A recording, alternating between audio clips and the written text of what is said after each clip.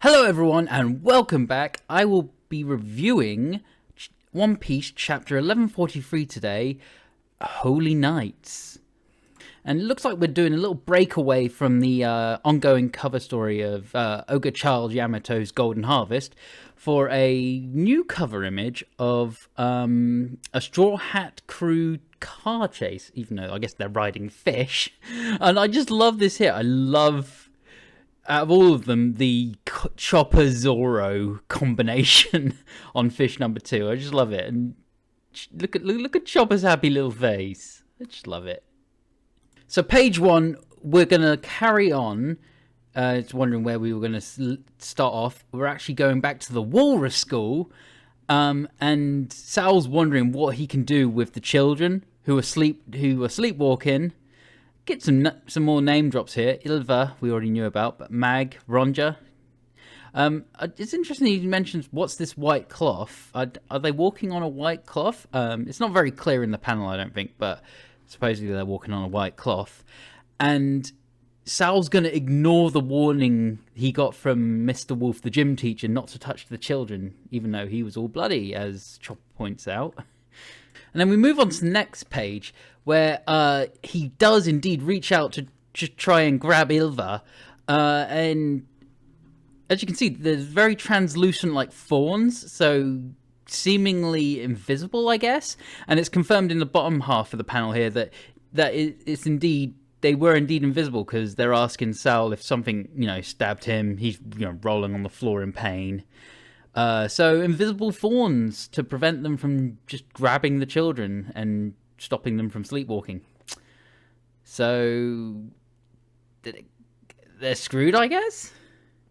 And then the next page we see that some of the rest of the teachers are kind of discussing what's happened, and kind of some more information drop actually, that all the children suddenly fell asleep, but only some of them started sleepwalking. So I wonder if there's a limit to this sleepwalking power. Maybe only 9 children can go. Yeah, because they said here 9 of them started sleepwalking. So maybe only 9 can be controlled at once. But we get to the middle section, and word of what's going on at the school has reached the village. So we've got more giants in a panic here. There's this dude here saying my son's there too. So there's a bit of panic spreading now throughout Elbaf. And I love this bottom panel. It's always weird when we get introduced to new things. And this time we got a new, I was going to say transponder snail, but it's called, it's named as a transponder pill bug that only works in Elbaf. I forget what a pill bug is. I think it's a little round little bug. So yeah, sort of like that. I guess it's like a pill bug crossed with a snail. A transponder snail.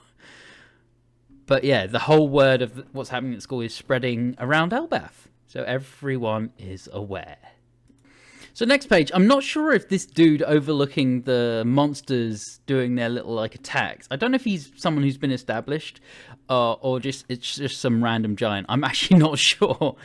But anyway, moving on, middle panel, a weird reveal. Ilva is Chief Jarul's granddaughter's granddaughter. So not only is that a lot of generations, as Usopp points out, familial relationship. Okay.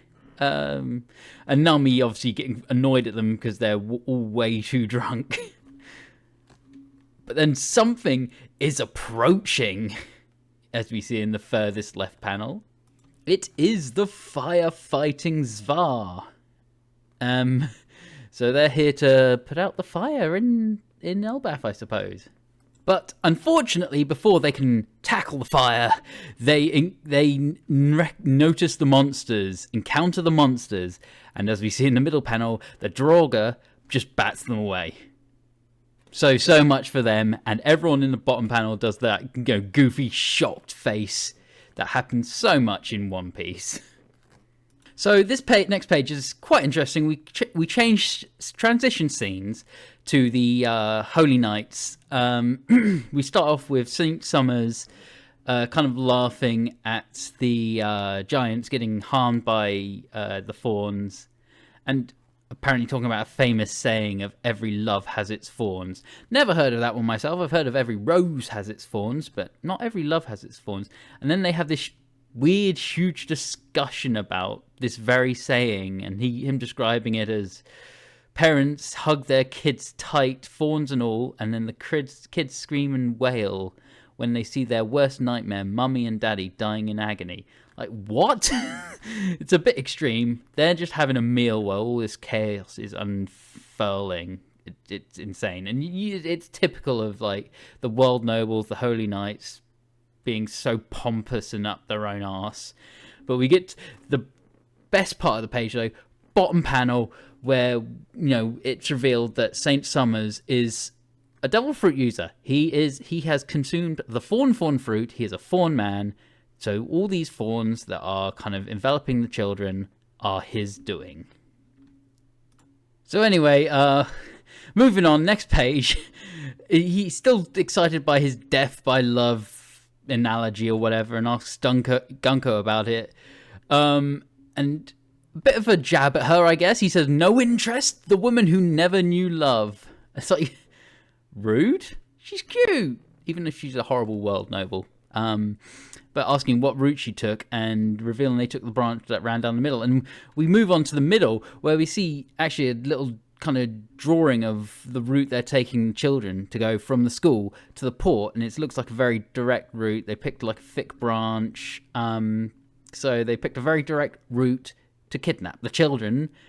And in the bottom one, I mean, this Summers guy is really coming across as the biggest jerk of them all. Talking about this route stands out. It makes their utter futility all the more apparent.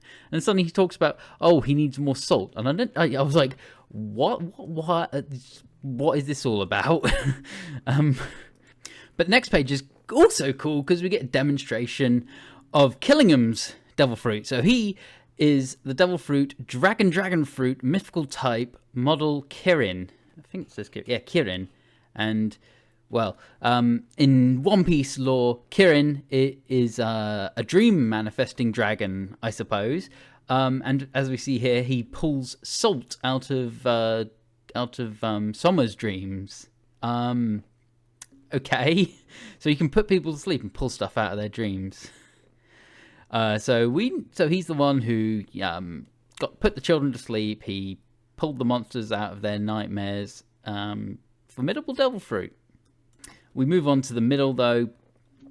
Summers was worried about the sleep tids, as he calls it. He pulled out the children's dreams, but he can apparently maintain those as well as using a new dream to pull out salt. So it's not clear what if there are or what limitations to his devil fruit power or what they are. But right now he hasn't hit that limit.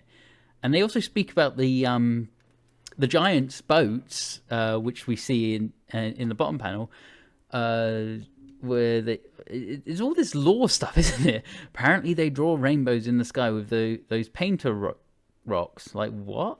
Sorry, rocks or rooks? Rocks. It's like, what? What's going on here? But it's another cute image of Gunko. She tries the salt and it makes the food delicious, apparently. But yeah, they reckon they can use those boats to get back to Holy Land Marijwa. I was bad at pronouncing it. Marijwa. Whatever. So anyway, move on. The Holy Knights seem to be celebrating their victory. It's all too easy. Game for babies. Interestingly, Killingham says he's very full now. But apparently the food is all 0 calories because it's dream food, so it's 0 energy as well. So how, if it's 0 energy, and 0 calories, can it even fill you? It doesn't make sense. But we move on. I don't know. It says it. Don't worry, Summers. But then it goes to Gunko saying there will be trouble, and basically saying she saw the Thousand Sunny. I was getting confused with the ship name. The Thousand Sunny, the Straw Hat ship. So they know Luffy and his crew are on Elbaf, and they'll they'll come and kind of confront them. So it's gonna. I hope so. It'd be great to see. Well, I don't know how strong they are. I just feel like Luffy would kick their asses. I think the Straw Hats would just win quite comfortably, but we'll see, I suppose. Oh, and if you weren't sure that the Holy Knights were horrible people, we move to the bottom panel. They notice the giant kids are walking right towards the front, like, whatever. If they die, they die. We'll just get more. So yeah, they're jerks. But we move on, and we're changing scenes yet again. We're now going back to the underworld, where Loki is challenging Hajerdin to stop him. But in the bottom panel, we see he's confident that he can't stop him. Apparently, he can't lift Ragnir, which is the hammer he's using there. Gerd's worried about people in the Sun World getting hurt, but Loki's confident the fires will spread. But it can all stop if they uncuff him. But if you pay attention and notice, he's regularly huffing and puffing. He's definitely struggling right now. So Sanji asks Luffy about who this giant is, because it's his first time meeting Loki. And Luffy just kind of explains it's actually quite nice. He's like, he was really badly injured, so I wanted to help him. Luffy's a nice guy. But Loki continues to threaten people. This time he's threatening all the weaklings in the Sun World. And this seems to get through to Hajerdin, as he seems to be about to cave to Loki's demands, which obviously pleases Loki. But Zoro steps in and stops him. And Luffy now says that he will jump in and take action. I love these full page panels. But on the right hand side is where we start, and Luffy gets a bunch of warnings. First from Hajerdin saying, if you get too close, he'll electrocute you. I mean, we saw when in way near the beginning of One Piece where Luffy fought Enel, and lightning did nothing to him. So can Luffy be electrocuted by someone, even if it's by someone much stronger? But then it looks like Loki prepares for the attack, and Gerd gives the warning to Loki that, stop this, Loki, if you hit the children, there's no turning back. So I guess it would be very unforgivable, understandably, if he harms children. And Zoro, his advice to Luffy is to hold back, or, you could kill Loki, or his wounds will get worse. Kill, worse, whatever. We then move the next top set of panels where Luffy prepares his attack, and interestingly, Loki's like, damn it, I've lost this one. And he does an gum arm balloon. I think that's a new attack. It's like a very weak gear free attack, because it doesn't even look like he's got haki or anything. And that just knocks Loki out. He was basically on one hit point.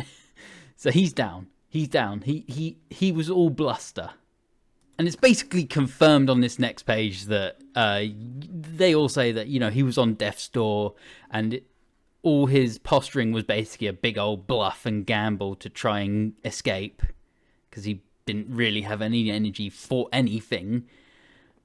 Interestingly, in these middle panels is Road saying, basically confirming what we already know, that obviously Loki was attacked in a separate incident, but he seems to think he knows who did it. Okay. How do you know this, Road? But we get to the bottom panel. Luffy's just a really nice guy, isn't he? Because he just begs Hajerdin to help Loki a little bit so he doesn't die. So that's a nice little request. So as we find out on the next page, it looks like Hajerdin has given in to Luffy's request, because Gerd is giving him blood. So Road then suggests that they should move him if they want him to recover quicker, because leaving him, out in the wilderness, in the snow, the underworld, whatever, it'll hinder his recovery. But bringing him to the village will lead to calls for his execution because everyone hates him. So they're in a bit of a conundrum. I'm going to need a glass of water in a moment. What's going on here? But also, we get a nice little shot in the last panel where Luffy's just hanging out on Loki's horns. I guess he didn't think they were real. They were maybe just part of his helmet or something.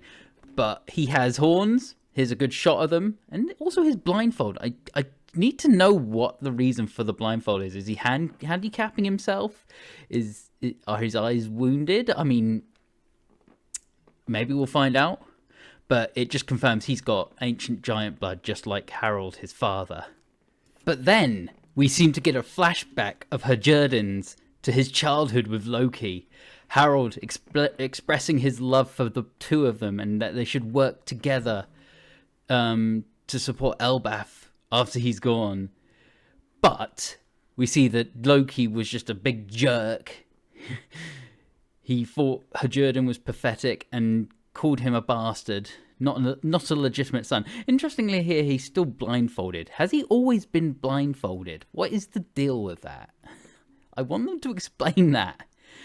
But we go back, and then the very bottom panel, just at the end of the flashback, he says that Herjerdin's mother had filthy blood in her veins, which seems to be a call for action for Herjerdin. He approaches Loki with his axe, seemingly looking for an execution. But the last page of the chapter, they seem to be trying to stop Herjerdin from approaching Loki. But he's really angry, of him insulting his mother and killing their father. And all Loki seems to do here is just try and provoke him. Standard stuff. But this middle panels the last two panels it's so intriguing. So he's talking about how everyone thinks that he killed their father with pure hatred and murder in his mind, in his heart. But the last words of the chapter, but you don't believe that, do you? Which would suggest Loki had a genuine reason for killing their father. And that's where they leave the cliffhanger. I'm glad there's no break, because I need to find out what the reason was, if there was a genuine reason for this. Because it seems to be starting it on the path of maybe Loki's actually, even with his chaotic and destructive actions, maybe he is actually going to be a good guy. Maybe he's going to be an ally after all. And I think that it might be the case, and that the final villains of the arc in Elbaf will be the Holy Knights.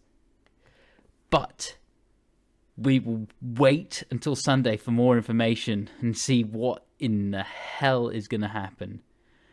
Oh man, looking forward to it. I hope you are too. If let me know what your favourite part of the chapter was in the comments, and I will see you next time. Thanks for watching. Bye for now.